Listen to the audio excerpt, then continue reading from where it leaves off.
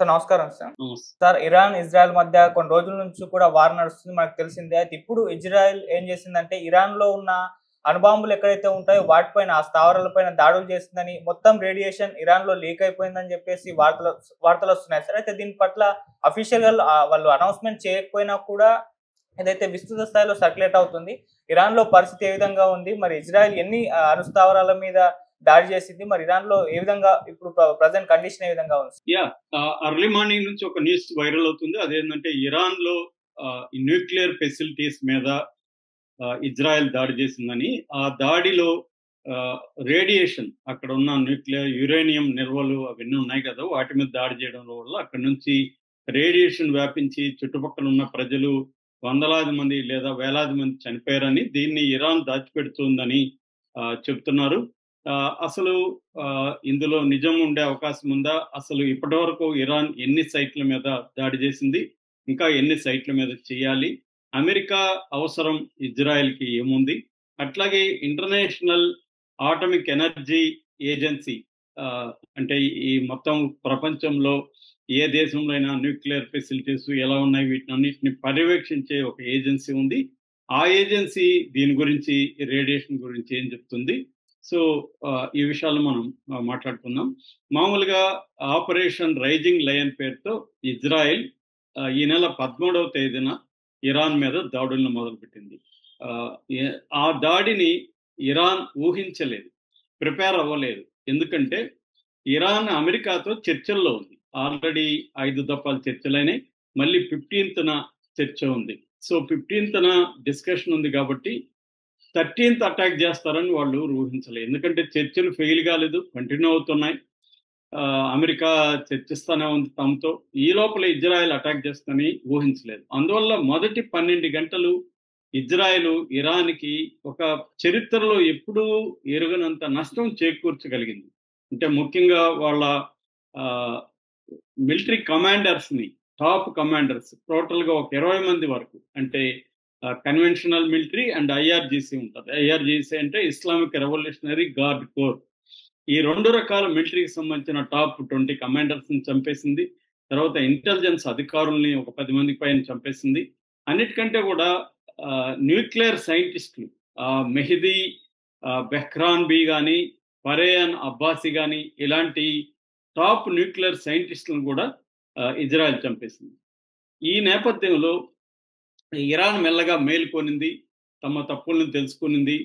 Mossad తమ దేశంలో ఎవరెవరు మొసాద్ ఏజెంట్లు ఉన్నారో వాళ్ళందరినీ కూడా పట్టుకునింది. మన ఇండియన్స్ కూడా కొంతమంది మొసాద్ ఏజెంట్లుగా ఉంటే వాళ్ళని కూడా అరెస్ట్ చేశారు. సో మరోవైపు ఇజ్రాయెల్ మీద కౌంటర్ అటాక్స్ కూడా ఇరాన్ మొదలుపెట్టింది.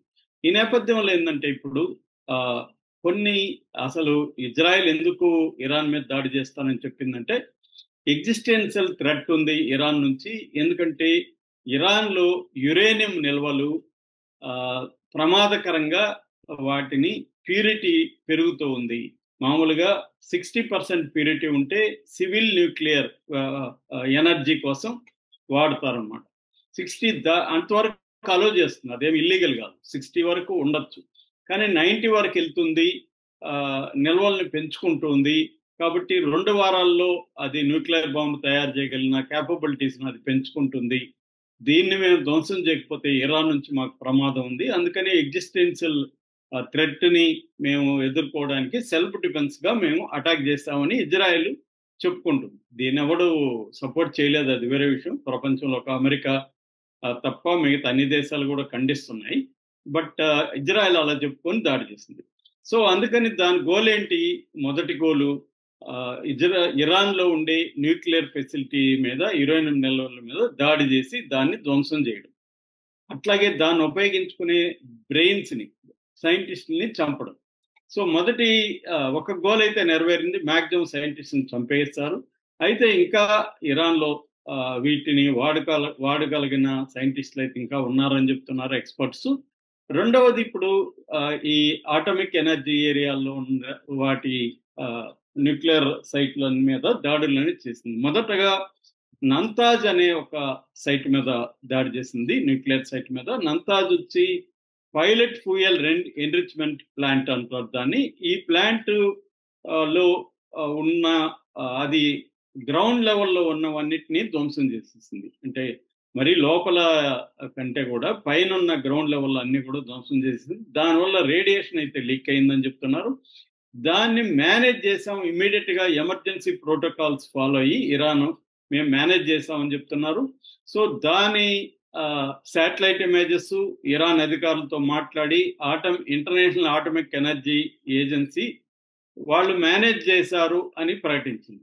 ఇది నిజంగా తెలియదు, అంటే గ్రౌండ్ లెవెల్లో పోయి ఇన్స్పెక్ట్ చేస్తే గానీ తెలియదు. ఇది రేడియేషన్ వ్యాపించింది, చుట్టుపక్కల చాలా మంది చనిపోయినారని చెప్తున్నారు. ఎందుకంటే ఇరాన్లో డెమోక్రసీ లేదు, అక్కడ ఇస్లామిస్ట్ రాజ్యం ఉంది, నియంతృత్వం ఉంది ఒక రకంగా. అందువల్ల అక్కడ న్యూస్ బయటకు రావాలంటే వితౌట్ గవర్నమెంట్ పర్మిషన్ న్యూస్ బయటకు రాదు. సో అందుకని అది లీక్ అయిందని చెప్తున్నారు. రెండవది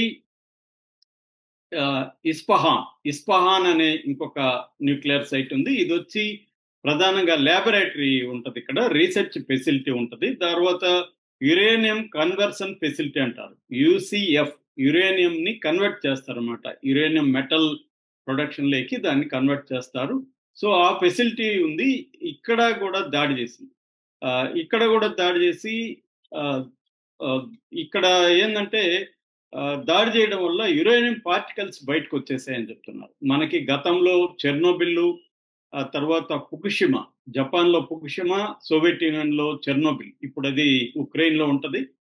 ఒకప్పుడు సోవియట్ యూనియన్లో చెర్నోబిల్ లీక్కి చాలా పెద్ద ప్రమాదం జరిగింది. అట్లాగే ఫుకుషిమాలో కూడా ఇలాంటి యురేనియం ఇవే జరిగింది. ఫుకుషిమాలో చెర్నోబిల్లో ఉన్నట్టే ఈ ఇస్ఫహాన్లో కూడా హైడ్రోఫ్లూరిక్ యాసిడ్ లీక్ అయిందని చెప్తున్నారు. ఈ హైడ్రోఫ్లూరిక్ యాసిడ్ లీక్ అయితే మొత్తం సివియర్ బర్న్స్ వచ్చేస్తాయి అనమాట బాడీ అంతా కూడా.